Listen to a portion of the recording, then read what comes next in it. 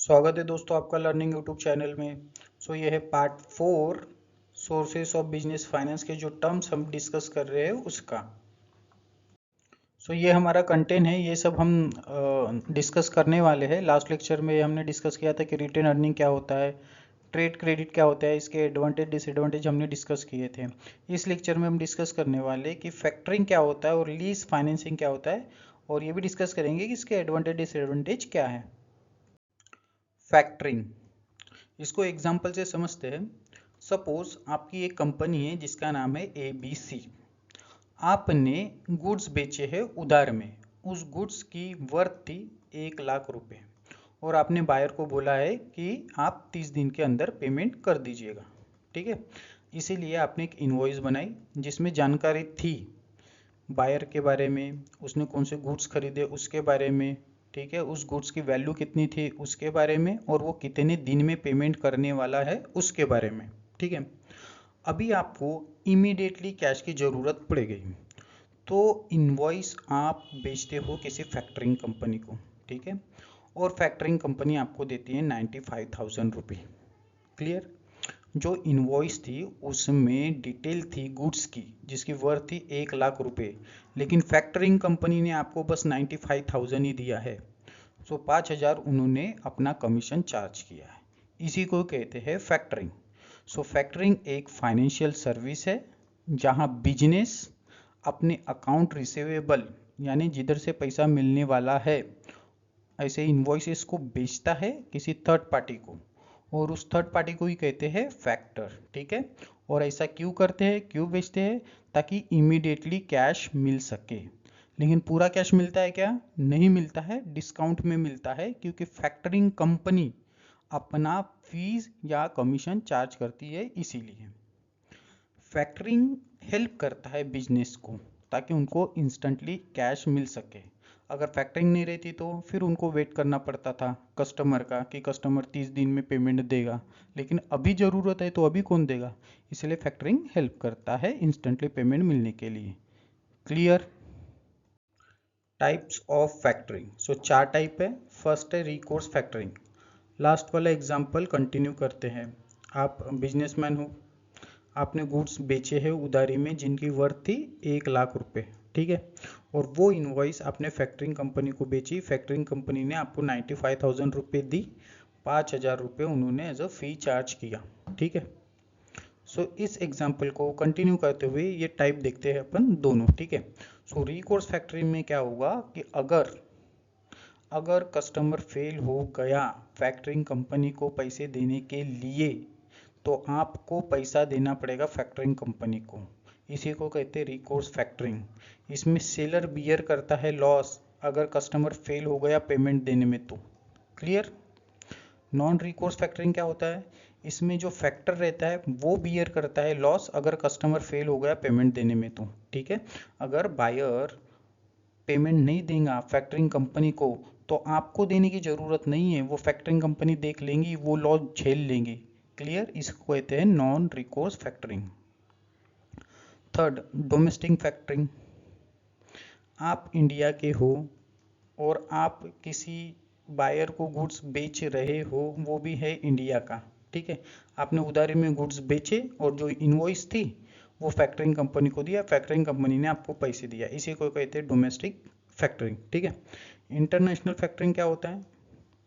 आप इंडिया में हो और आप गुड्स बेच रहे हो किसी ऐसे पर्सन को जो है USA में। ठीक है, इसको क्या बोलेंगे?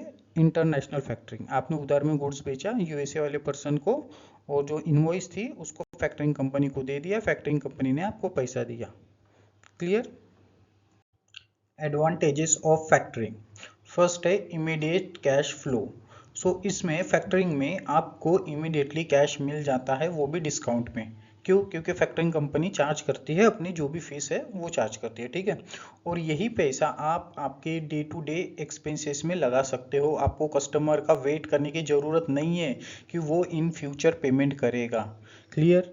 फैक्टरिंग में बिजनेसेस को इंस्टेंटली कैश मिल जाता है। क्यों? क्योंकि वो इनवॉइसेस को कन्वर्ट कर देता है फंड में, वो भी इमीडिएटली। ठीक है, in the case of credit sale.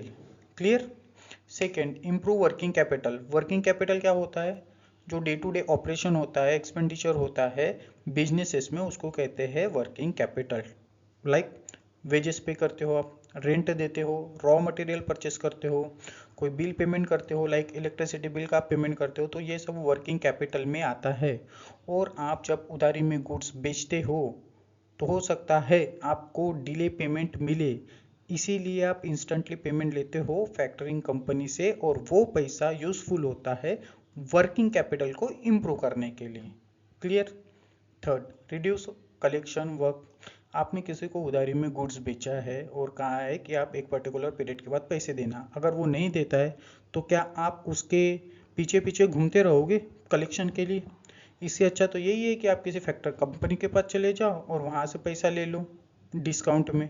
इससे क्या होगा, आपका जो एडमिनिस्ट्रेटिव बर्डन होगा वो रिड्यूस हो जाएगा। ठीक है, और फिर आपका जो भी बिजनेस में कोर ऑपरेशन है आप उस पर फोकस कर सकते हो।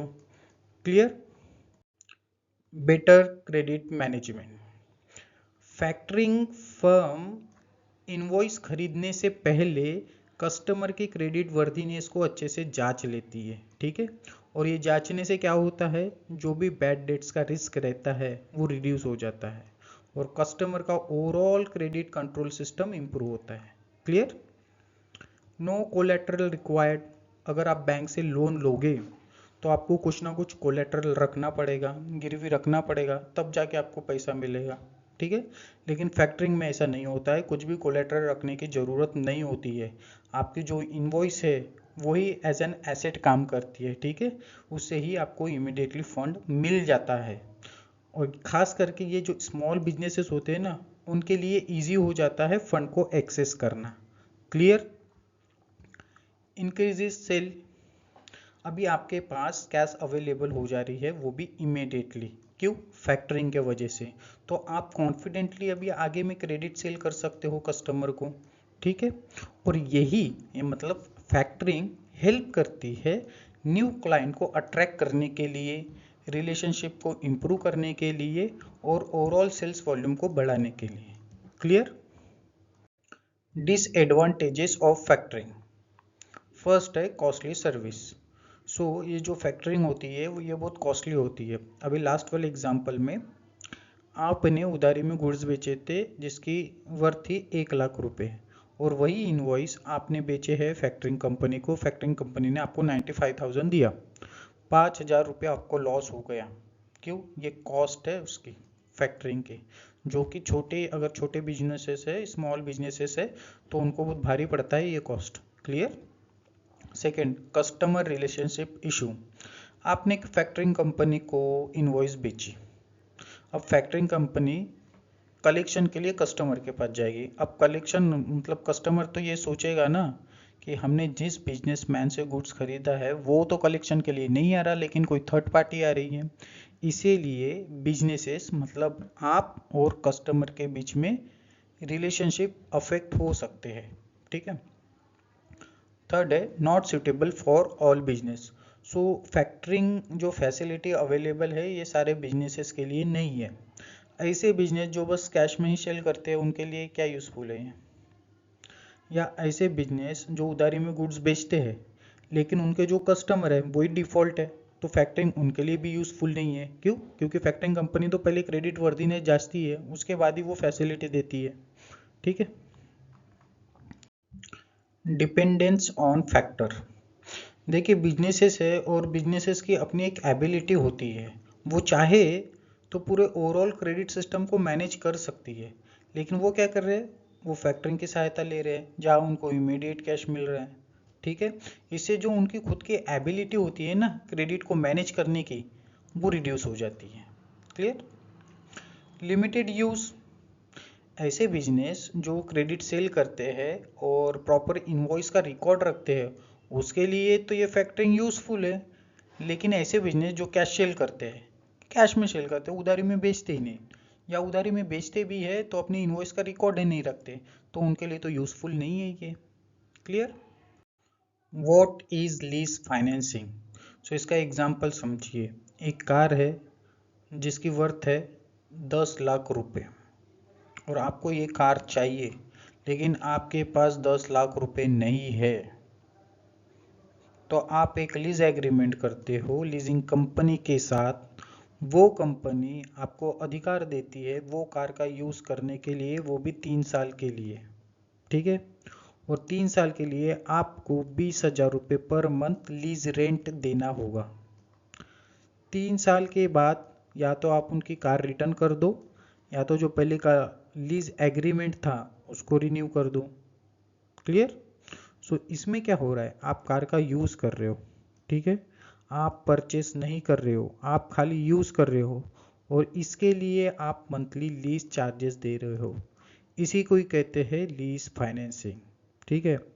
और जो कंपनी जिसकी आप एसेट यूज़ कर रहे हो, आप कार यूज़ कर रहे हो ना, सो उस कंपनी को कहेंगे लीजर, और आप जो उस एसेट का यूज़ कर रहे हो उसको कहेंगे लेजी। क्लियर?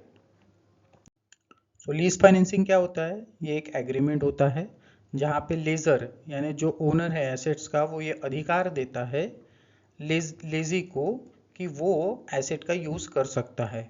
कौन सी एसेट? कोई भी हो सकती है, जैसे कि कार, मशीन, बिल्डिंग, इक्विपमेंट्स। और ये कार के यूज़ करने के लिए लेजी को लीज पेमेंट देना पड़ता है। किसको? ओनर को देना पड़ता है, ठीक है। और ये फिक्स पीरियड के लिए होता है। फिक्स पीरियड ख़त्म हो जाने के बाद या तो वो एसेट वापस दे दो ओनर को, या तो जो एग्रीमेंट था उसको रिन्यू कर दो। इसी को कहते हैं lease financing. Clear? Advantages. First है no need for full payment. आपने कार का यूज़ किया है, वो कार की वैल्यू थी 10 लाख रुपए, लेकिन आपने 10 लाख रुपए नहीं दिए हैं, आपने दिए 20,000 रुपये पर मंथ। सो इसका मतलब क्या है, आपको फुल पेमेंट करने की ज़रूरत नहीं है। क्लियर?